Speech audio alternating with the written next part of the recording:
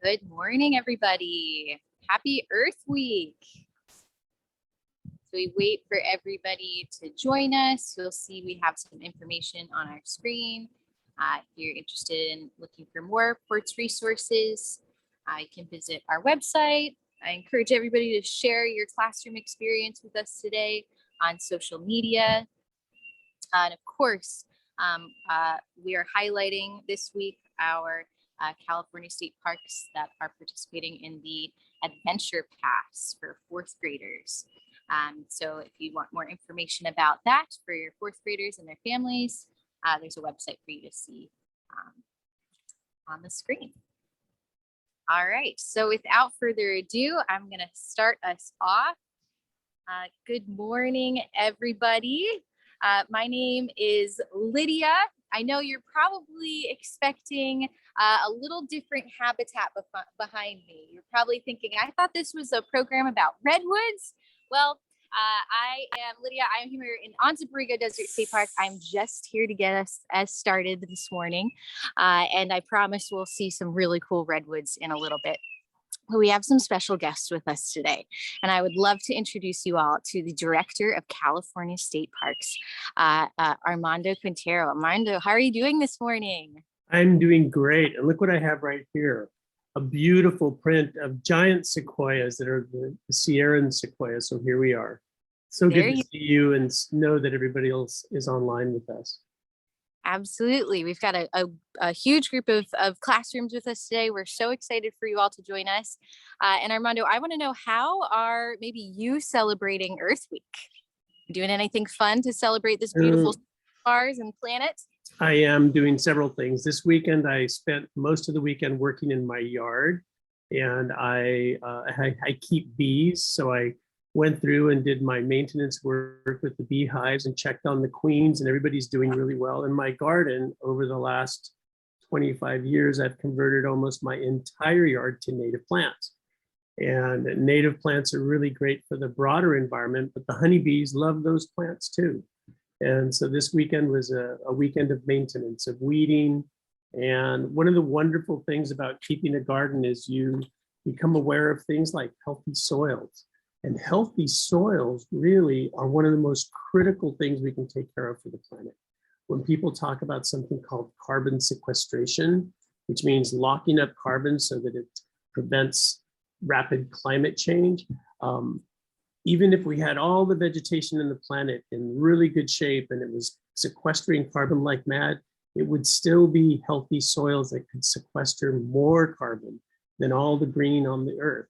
So I was working in my yard, and on Saturday, although it was right before Earth Week, I went to a birthday party for the oldest park ranger in the nation.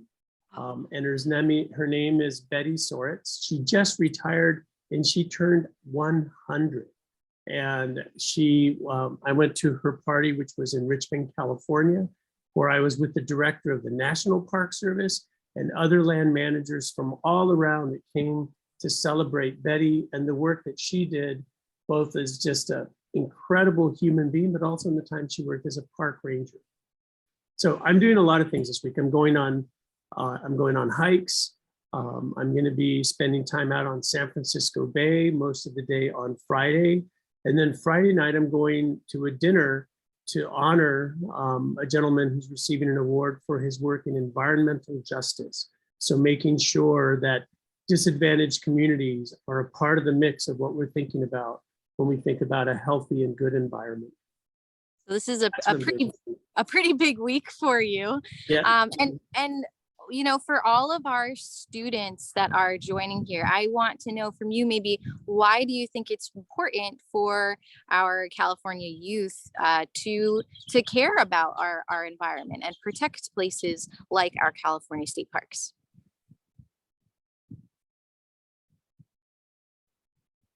Are you? Yes, did you get You're that? asking me?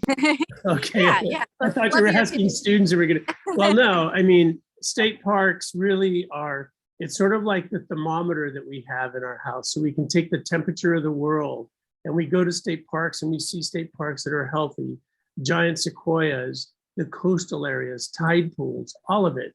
When you go to parks, more than just a few times, you start to get a sense of place. And for me, I actually raised my daughters going to Sequoia National Park several times a year. So they spent winters in the giant sequoias and summers. And so they saw it in all of its seasons. And I think that it's sort of like getting to know your home, right? You have different rooms for different things. You go out in the yard and you can tell when something's not right or where it might need some cleanup or might need some special attention. Going out into the world and enjoying parks not only gives you and me, certainly, or all of us, a huge sense of belonging and connection, but it also allows us to learn how to read the health of the planet. And there's people like you who can help folks learn how to read the signals and learn more about the world around us. And as a child, I didn't go to parks. I read National Geographic, and I read about these wild places, and I dreamed of going out to places like exactly where you're at right now. And also I dreamed of going to places where there were giant sequoias. And now I get to do that as an adult. So getting out to parks can also inspire dreams, is how I think of it. I completely agree with you there. And, you know, we have some exciting opportunities for students to actually visit California state parks. We just launched our California State Park Adventure Pass. Could you tell us a little bit about that? Sure. And that's a special pass. It's available for fourth graders. And you can just go online and register for your fourth grade adventure pass, and you'll get it sent to you as soon as you've registered.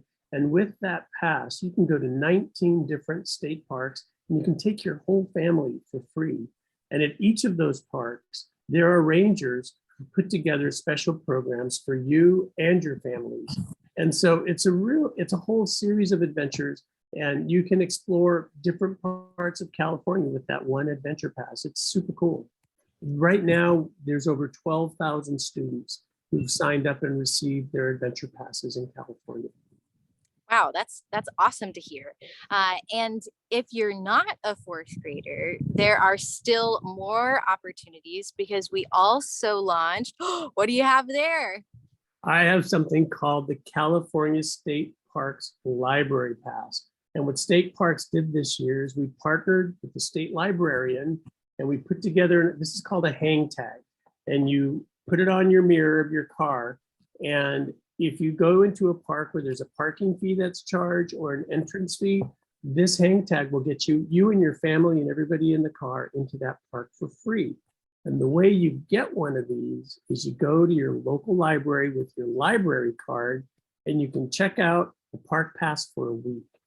And we have already distributed these to all of the libraries around California. And I can tell you right now that the demand for accessing this pass is through the roof. So you might have to get in line to get an access, a library pass. But I just love the idea that librarians are going to be creating places in their libraries where they have books about national parks and state parks, books about the parks that you want to visit. So the librarians can prepare you so that when you go to the parks, you can ask the rangers really tough questions. And so that can be really, really fun. And one of the things that's also cool about this is on the back, there's a QR code, and you can scan that with your iPhone, or your phone rather, and it'll tell you other ways of getting to access parks. Because if you like parks a lot, something you can do is you can buy a pass for the whole year that'll get you into all the parks. And all my life, I've had passes like that. And so anyway, Parks Library Pass, it's brand new, it's super cool, and every single park in the state has these. I mean, every single library in the state has these available. Thank you for sharing that. And, you know, not only are you going to be able to go and ask, you know, your librarians for advice and learn about these parks in your libraries, but today we're all going to learn about one special park. And throughout the week, we're going to be learning about even more parks that are part of our Adventure Pass program. So stay tuned. I am going to thank you, Armando, for joining us today. I hope you have an excellent, exciting, busy, but fun Earth Week. And I'm going to turn it over to introduce our interpreter at Calaveras Big Trees State Park. So thank you, Armando. Thank you so much. Happy Earth Week, everyone. Happy Earth Week. All right, my friends, let's go to Calaveras Big Tree State Park now. We're joined by Lillie. Lillie, take it away. All right, well, hello everybody. Welcome to Calaveras Big Trees State Park. My name is Lillie, as you just heard, Lillie Oravetz. And today we're going to talk all about the giant sequoia here at Calaveras Big Trees State Park. But first, I want to give you all a little bit of context to where I am compared to wherever you might be in California. Maybe you're outside the state, maybe even outside the country. I don't know. So I'm sharing my screen here and showing you the park. Maybe you recognize some of these names right here. You can see there's Bear Valley. Maybe you like to go skiing. We have Lake Tahoe over here, or Nevada over here. And I'm going to zoom us out, and I'm going to go ahead and remove that annotation there. So you can see where I am compared to wherever y'all might be in California. So as you can see, I'm not in the way up north. I'm not in the way south. I'm kind of in the middle-ish. And we're in the Central Valley District of State Parks, but I'm not in a valley at all. I am in the foothills of the Sierra Nevada mountains. So that doesn't mean I'm at the tippy-most top of the mountains. I'm kind of near the base, hence the name foot, and I'm at about 5,000 feet. And that is exactly where the giant sequoia like to live. Now I keep kind of gesturing to this thing over here and it keeps saying giant sequoia. Let me introduce you to this very special tree. The giant sequoia is what gives this park the name Calaveras Big Trees State Park. The giant sequoia is the biggest living thing to have ever have lived, okay? Now we're talking like an individual living thing. Some people might argue that if things can clone themselves, that makes them one huge organism, but we're looking at one individual living thing, nothing is bigger. So you might think of a blue whale, the biggest animal. It takes 3 blue whales to reach as big as a giant sequoia. They're absolutely massive trees. And I'm going to share my screen again here and show you all a pretty cool map that also has some facts about the giant sequoia. It also has some facts about the coast redwood. The coast redwood is the cousin of the giant sequoia. They're both considered redwood trees, and they both have their own claims to fame. The coast redwood is the tallest living thing ever. It can be more than 370 feet tall. I told you the giant sequoia is the biggest. That's because we add together the width and the height. That's how it gets to be so big. So you can see right here, height's more than 300 feet. Not quite that 370 the coast redwood has, but still really tall. And it can be more than 30 feet across, which if you add it all up, means that they can be over 640 tons. And 1 ton is 2,000 pounds. So they are massive, massive trees. Now look in this map here, the range is shown by the different colors. So the coast redwood has this kind of reddish orange color. They're along the coast, which makes sense. And then the giant sequoia, that bright lime green circle is where I am, but this is where the rest of them are. They're only found along the foothills of Sierra Nevada, and that's it. We're very fortunate to be in California where we have these ginormous trees. And because they're really picky about where they live, their range is super small, and that's one of the reasons why they are actually endangered species. And that's another reason why they're so special. So I'm now going to show y'all this particular tree behind me right here. It was the biggest tree in our park before it was cut down. You can see we have some visitors here today, so I'm going to take you all on the very edge of the stump. And we're not going to be up there for too long because I don't want to monopolize the space. But I want to give you a sense for how big across these can be. So you're on one edge of the stump. I'm going to move to the other edge.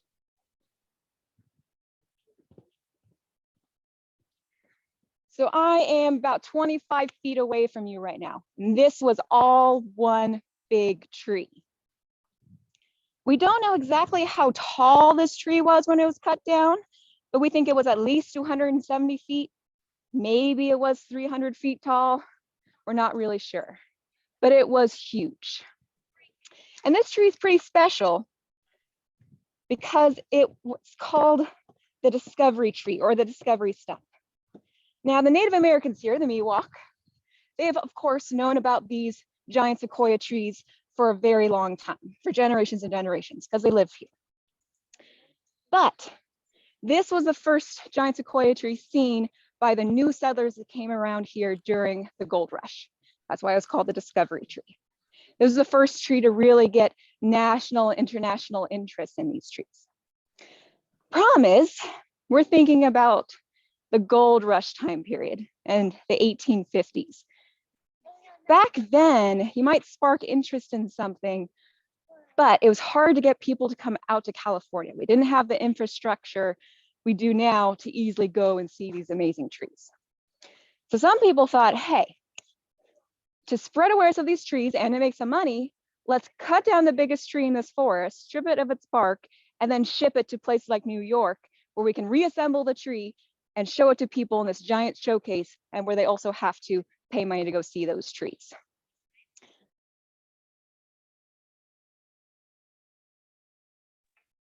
Obviously, that is a bit of a problem because they killed the tree.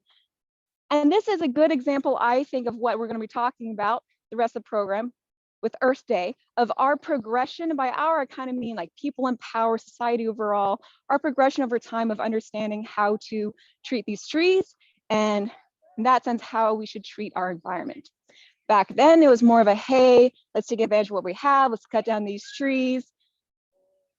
Because that happened, these trees died, and we eventually learned, let's protect these trees instead. And that's one of the reasons why we became the state park we are today, Calaveras Big Trees State Park. Along the way, we also learned a whole lot more about these trees and what they need in order to grow and survive. And one of the fun facts we learned about them is that they can actually be incredibly old. This tree was cut down when it was 1,244 years old. And that's actually relatively young for the giant sequoia. The giant sequoia can be over 3,200 years old. And that's actually why they can get to be so big, because they just don't stop growing. As long as they have everything they need to survive, so we're talking water, carbon dioxide, and sun to do photosynthesis, space, good soil with nutrients, as long as they have all that they need, they'll just keep on growing that whole time. They won't stop. We, of course, stop, but they don't, as long as they have absolutely everything they need. And to give you a bit of a context for just how old is 3,200 years old, I made a little timeline here showing some human events so we can really appreciate the age of these trees. So the oldest giant sequoia that we found so far, it could be that there are some that are older, landed to the ground and started growing as a seed during the Egyptian Empire. And it was still living and growing in that same spot through the end of the Egyptians, the Romans, the Vikings, the Renaissance era, where the Mona Lisa and all those famous paintings were painted. And it's still living and growing today. So that's how they can be so big, is because they're super old and they just don't stop growing. But they also need to be able to survive for super long. Now, obviously, some of them suffer from humans cutting them down or stripping them of their bark. But a lot of them have the adaptations to survive other things that might get thrown their way from just kind of living where they live. And an adaptation is any characteristic or trait that a living thing has to help it survive and thrive, such as getting really old, in its environment. So this right here is a piece of giant sequoia bark. We like to use the sample to show you all a nice up close look at it. This bark is really special for a couple of reasons. Reason number one is the red color. Part of the redwood family, right? I talked about the coast redwood being its cousin. This red comes from a group of chemicals called tannins. That's Tannins, tannins. And tannins are incredibly bitter. They taste disgusting to us, and they also taste disgusting for things like insects. Insects can kill trees. If they chew through the bark into the middle of the tree, start munching away through the middle of the tree, that can kill trees. There's been a lot of bark beetle outbreaks in California recently, but that hasn't usually been the case for the giant sequoia. Their disgusting bark often does enough to deter the insects that go find another tree. And these trees next to me here, they're not giant sequoia trees. So we have many other trees to choose from for these insects that find the bark so gross. Now, I will say, unfortunately, recently, other places with giant sequoias have found that bark beetles and other insects have killed some of those trees.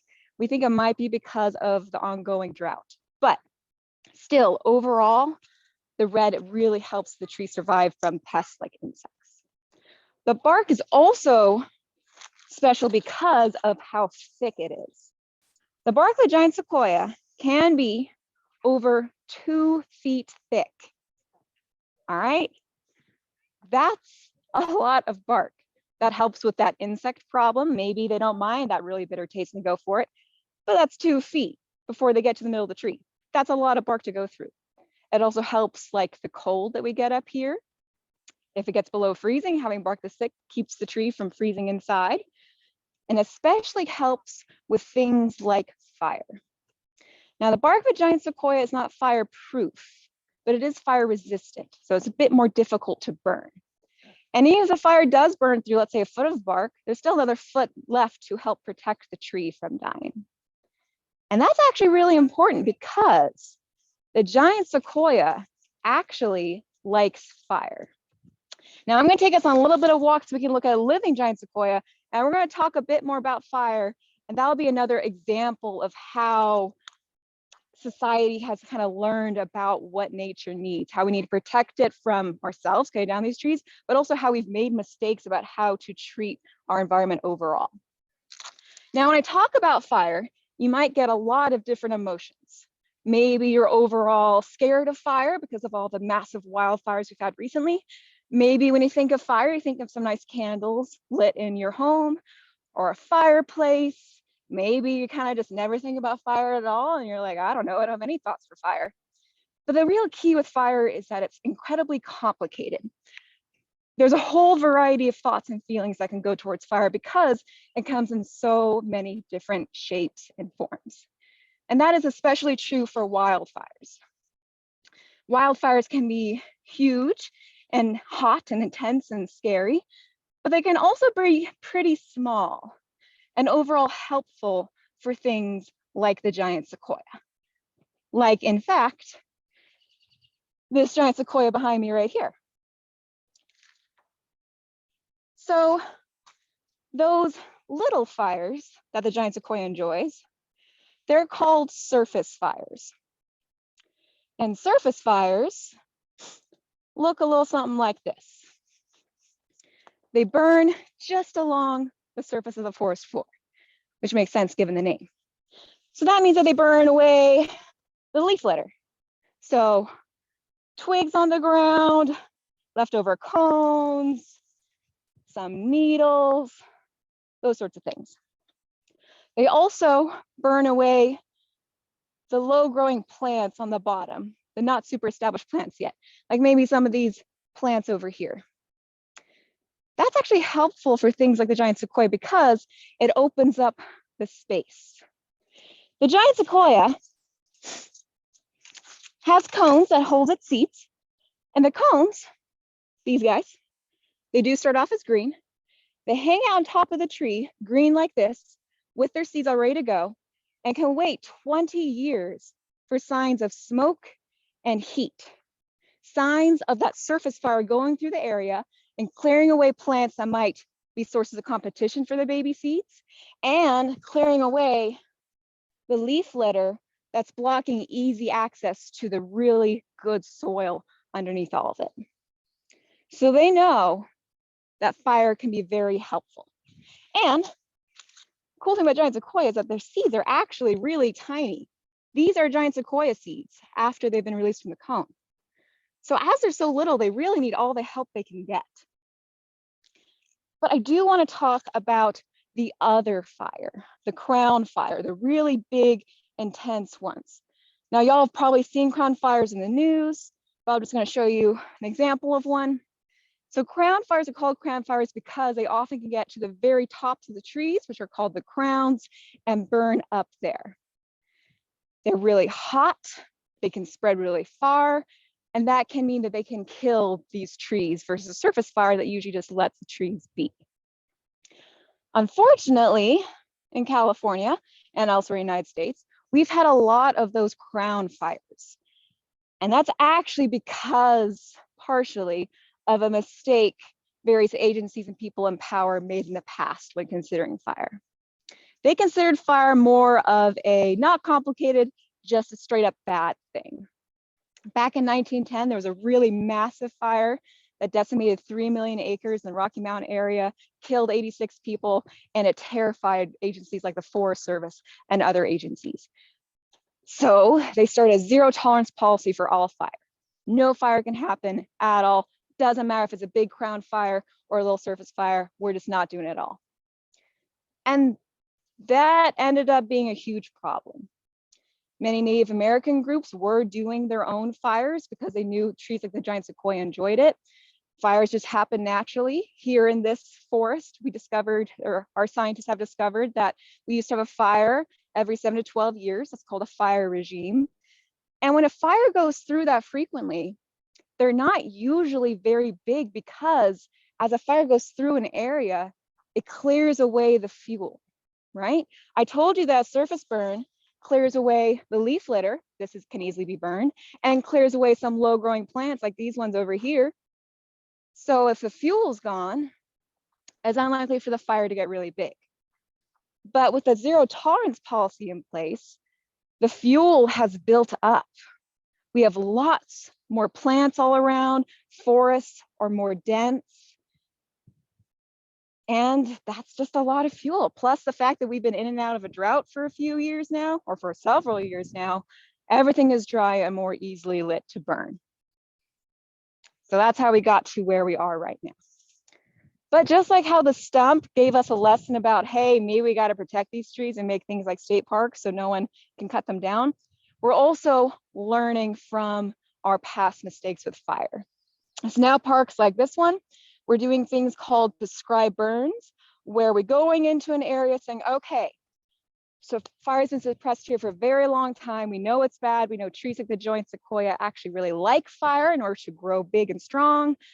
We also know that if we can do our own little fire, our own prescribed burn, we can clear away the fuel and not need to worry as much about the big intense fires.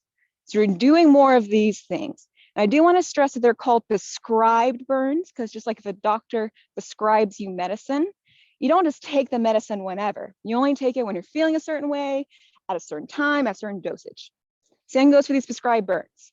Our burn bosses, our fire crews, they check out the area, they check the fuel level, check the water level, check the weather, burn it such where they know it's going to be safe, and they do it so, again, we can learn and we can fix from our past mistakes.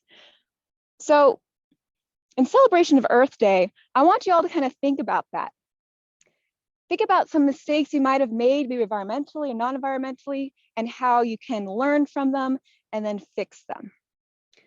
And if we're thinking about it from an environmental standpoint, maybe we can do is come visit state parks like Calaveras Big Trees State Park, learn about the importance of fire, or learn about maybe staying on the trail, which please do stay on the trail, learn about the importance of bark on trees. Now that I've told you how important bark is to the giant sequoia, please don't peel away the bark because obviously they need to protect themselves. Learn about these different things as you visit these different parks and do your part to help our Earth in honor of Earth Day. So it looks like we have a couple minutes left. I do want to show you how big this giant sequoia is. This is the only living one we have with Wi-Fi connection. So this is the biggest one I can show you, but it is pretty big. And I'll tell you, the reason why I can walk right up to this tree is because it's right next to the trail. If you do come by to visit parks like this, please stay on the trail. So if you see a really cool tree off in the distance, sorry, you gotta stay on the trail, but this one you can walk right up to. So this tree is pretty big. For some context, my wingspan from fingertip to fingertip is just over 5 feet. So this tree is maybe about 10 feet across or so. And again, the giant sequoia, it's big overall, means that it's wide and it's tall. So let's do a nice pan up to the top right here to just wrap up this session.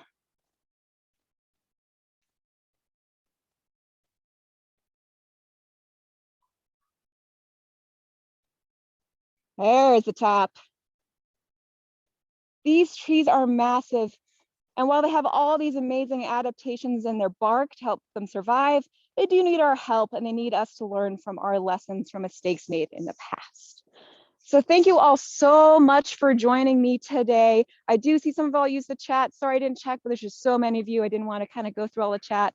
But I hope you all learned a little something. And this is recorded so you can come back and watch it later. But I hope you all have a wonderful rest of your Earth Week.